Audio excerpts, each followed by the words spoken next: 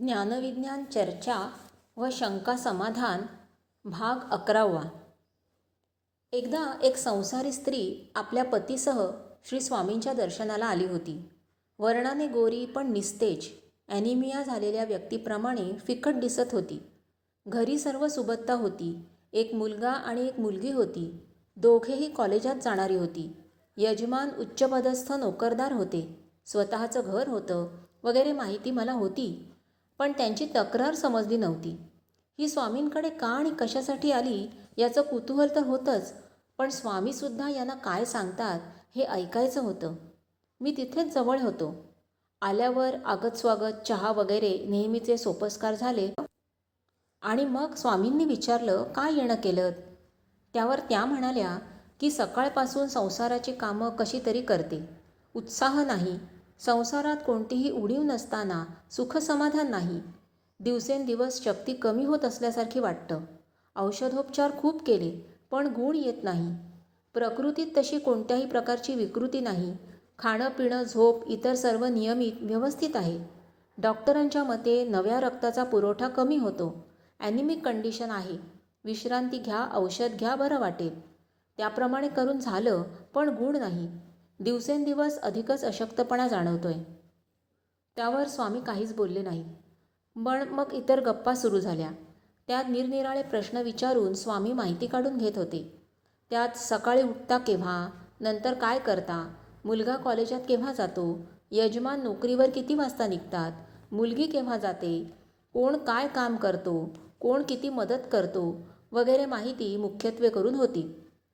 त्या माहितीच्या आधारे असं आढळलं की घर संसाराचं सर्व काम तिला एकटीलाच करावं लागे. सकाळी 6 वाजल्यापासून जी चूल पकडावी लागते ती 11 वाजेपर्यंत. कधीकधी तिची आंघोळसुद्धा त्यानंतर होईल. एकंदर हकीकतीवरून माणसं भाविक श्रद्धाळू वाटली. नंतर श्री स्वामींनी स्त्रियांची नित्यकर्म आणि वागणूक यावर बोलायला सुरुवात केली. सुरुवातीला मी काही प्रसाद देऊन करायला सांगितलं तर करशील का असं विचारलं. तिने होय म्हणताच दुसरी गोष्ट सांगितली. ती म्हणजे शिवाशिव पाळता की नाही. पाळीत नसल्यास ते 4 दिवस पाळीत जा. मुलीलाही पाळायला सांग. हे शक्य होईल का? स्वामीच पुढे म्हणाले, अडचणी असणारच, पण औषध पथ्य म्हणून पाळा. मी यजमानांना त्या दिवसांपुरती मदत करायला सांगतो. मुलांना माझा म्हणून निरोप सांग. तीही सांगितलेलं ऐकतील, मदत करतील. इतकं झाल्यावर तसं वागायचं त्यांनी कबूल केलं. नंतर स्वामींनी घरात देवपूजा कोण करतो, कशी करतात, तुम्ही तुळशीला पाणी घालता की नाही, मुलगी तुळशी पाणी करते की नाही वगैरे माहिती घेतली. सडा रांगोळी वगैरे होतं की नाही याचीही चौकशी केली. सर्वत्र आधुनिक सुधारकी थाटामुळे आनंदच होता. नंतर ही सर्व कामं रोज केल्याने ती आपल्या आरोग्याला आणि पारमार्थिक प्रगतीला कशी हातभार लावतात याच्या पौराणिक कथा सांगितल्या. त्या अगदी इथपर्यंत की तुळस ही कशी बहुगुणी वनस्पती आहे. दारात तुळस असणं अत्यंत जरूर. स्त्रियांनी नुसतं श्रद्धापूर्वक तुळशीला पाणी घालून नमस्कार करून प्रदक्षिणा घातल्या तरी त्यांचे सर्व क्लेश दूर झाल्याशिवाय राहणार नाहीत वगैरे माहिती देऊन आपण सांगणार असलेल्या उपायावर त्यांची पूर्ण श्रद्धा बसेल आणि काटेकोरपणे ते त्याचं पालन करून भक्तिपूर्वक करतील याची पार्श्वभूमीच जणू श्री स्वामी तयार करीत होते. नंतर देवाजवळ जाऊन नमस्कार करायला सांगून प्रसाद अंगारा दिला. प्रसादाची पूजा करायला सांगितली. अंगारा लावायला सांगितला आणि 2 गोष्टी सांगितल्या. घरातून बाहेर जाताना त्या प्रत्येक व्यक्तीने देवाला नमस्कार करून बाहेर पडावं. शिवाशिवीचे दिवस पाळावे आणि घरच्या गृहलक्ष्मीने आणि मुलीने नियमित तुळशीपाणी करावं. विशेषतः गृहलक्ष्मीने तुळशीच्या सान्निध्यात जितका वेळ घालवता येईल तितका घालवावा. स्वस्थ मनाने पूजा करावी. प्रदक्षिणा घालाव्या. सुरुवात अगदी एका प्रदक्षिणेने केली तरी चालेल, पण 108 प्रदक्षिणा घालाव्यात. 108 प्रदक्षिणा ज्यावेळी सुरू होतील त्यावेळेपासून तुझा थकवा आणि हे सर्व रोग त्रास नाहीसे होतील. तसंच घरातील पूजेला दिलेल्या प्रसादाची पूजा करताना त्यावरील अगर शाळीग्रामवरील तुळशीचं निर्माल्य खावं, त्यानेही गुण येईल. हे सर्व झालं आणि आनंदाने समाधानाने ती मंडळी निघून गेली. जरा वेळाने माझ्याशी बोलताना श्री स्वामी म्हणाले, यांना वायुतत्वाची उपासना हवी होती. वायुतत्व त्यांचं बिघडलंय. आमच्या शास्त्राप्रमाणे हे दोष तुळस उपासना दूर करते. त्यामुळेच ती भगवान विष्णू, गोपालकृष्ण, शाळीग्राम यांना प्रिय आहे. तुळशीचे औषधी उपयोग काय अनेक आहेतच. शिवाय घराशी तुळशी असल्या तर डास कमी होतात आणि ज्या स्त्रिया स्वयंपाक पाण्यातून वेळ काढून नियमित स्वस्थ चित्ताने तुळशीची पूजा करतात त्यांना असा ॲनिमिया होत नाही. श्री स्वामी आपल्या भाषेत दैनिक आचारविचारांची जुनी परंपरा गौरवून सांगत आहेत असं मला सुरुवातीला वाटलं होतं. पण स्वतःशी ज्यावेळी या सर्व घटनांचं पुन्हा चिंतन करू लागलो आणि त्यांनी सांगितलेली तक्रार आणि त्यावर स्वामींनी सुचवलेला उपाय याचा विचार करू लागलो त्यावेळी मीच थक्क झालो. कारण तुळशीच्या अनेक उपयोगांप्रमाणे जीवनाला आवश्यक असणारा प्राणवायू सर्व वनस्पतींमध्ये फक्त तुळसच जास्त प्रमाणात बाहेर टाकीत असते.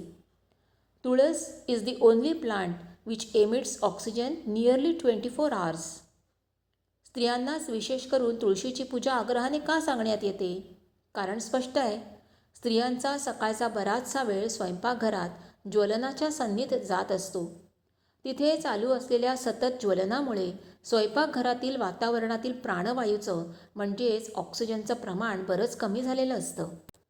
त्यांचा परिणाम स्त्रियांवर झाल्याशिवाय राहत नाही. त्यामुळे अधिक ऑक्सिजन असणाऱ्या तुळशीच्या सान्निध्यात जाऊन मोकळ्या आणि भरपूर प्राणवायूचा पुरवठा त्यांना व्हावा आणि प्रकृतीवर अनिष्ट परिणाम होऊ नये हाच यातील उद्देश होता. ताज्या स्वच्छ हवेची गरज अशी तुळशी पाण्याच्या व्रताने पुरी करण्यात आली होती. यानंतर तुळशीसंबंधी मिळेल ती माहिती संकलित करण्याची खोडच मला लागली. त्यात 1-2 गोष्टींचा उल्लेख करावा असं वाटतं. ब्रिटिश काळात ज्यावेळी मुंबई घडत होती त्यावेळी राणीची बाग तयार करण्याचं काम चालू असतानाचा एक रिपोर्ट आहे. त्या ठिकाणी जंगल आणि दलदल असल्यामुळे डासांचा भयंकर त्रास होतो. काम करणं अशक्य होतं. कामगार काम सोडून जातात. त्यावर उपाय म्हणून तिथे तुळशीची लागवड करावी आणि मग कामाला सुरुवात करावी असं ठरलं. त्याप्रमाणे केल्यावर डासांचा त्रास कमी झाला. म्हणजेच तुळस डासांना दूर ठेवते. इंधनाची बचत व्हावी आणि वाहनात पूर्ण ज्वलन न झाल्यामुळे धुराच्या रूपाने फुकट जाणारं इंधन वाचावं म्हणून इंधनाच्या टाकीत काळ्या तुळशीची पातळ कापडाच्या पिशवीत बंद केलेली पुरचुंडी टाकली तर इंधनाच्या ज्वलनाला मदत होऊन सर्व इंधन पूर्ण जळतं. कारण तुळशीमुळे इंधनात ऑक्सिजनचं प्रमाण वाढतं आणि त्याचा ज्वलनाला उपयोग होतो.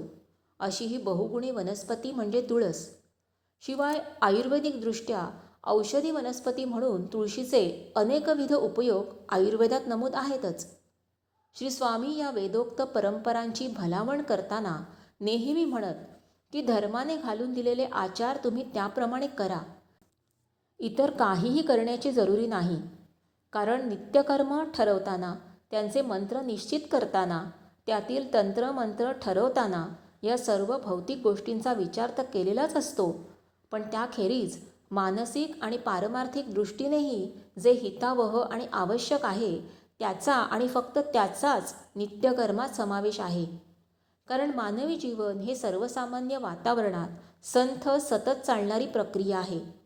या प्रक्रियेत कोणत्याही कारणाने विक्षेप येऊ नये आणि ही प्रक्रिया कोणत्याही कारणाने अवेळी खंडित अगर दूषित होऊ नये म्हणून आमच्या द्रष्ट्यांनी फार काळजी घेतलेली आहे. त्यावर निष्ठा विश्वास ठेवून तेवढं अचूक वेळी अचूक प्रकारे योग्य वृत्तीने साधनांनी करा.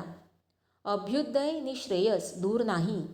कारण हे सर्व ठरवताना शास्त्रकारांनी प्रत्येक गोष्टीचा शारीरिक, मानसिक, आर्थिक आणि पारमार्थिक अशा सर्व बाजूंनी विचार करून मार्ग ठरवलेला आहे. सूक्ष्म अभ्यासाने पाहिल्यास हे सर्व आधुनिक शास्त्रसंमतच आहे असं आढळल्याशिवाय राहणार नाही. म्हणून आरोग्यसंपन्न निरोगी शरीर आणि मन मिळवून आपल्या जन्माचं कारण ओळखून कर्म करून काळ व्यतीत करणाऱ्याला मुक्ती अलभ्य नाही, ती सहज साध्य आहे.